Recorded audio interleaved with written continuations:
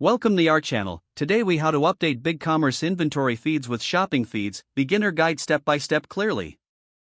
To update your BigCommerce inventory feeds with shopping feeds, first, log into your BigCommerce account. Navigate to the products section on the left-hand menu. Select inventory. Here, you'll see a list of all your products. Next, identify the products you want to update. You can search for specific items using the search bar. Once you find a product, click on its name to open the product details. Scroll down to the product information section.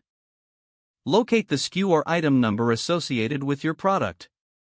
Now, open a new tab and access your shopping feeds account. Log into your shopping feeds dashboard. Select the feeds option from the main menu.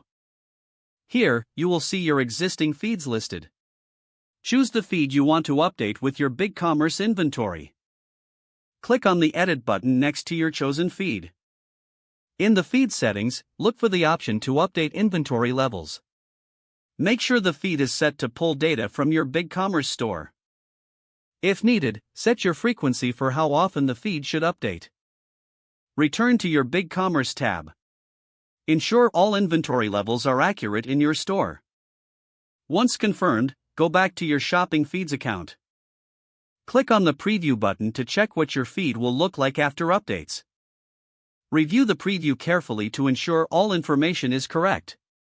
If everything appears accurate, click the Save button to apply the changes. Your updated inventory will now sync with shopping feeds. Monitor the status of the feed to ensure successful uploads. Check your shopping feeds account regularly for any issues. With these steps, your BigCommerce inventory feeds will remain updated seamlessly. If the page does not load, refresh the browser or try again in a private or incognito window. Don't forget to like this video and subscribe to our channel for more step-by-step tech guides.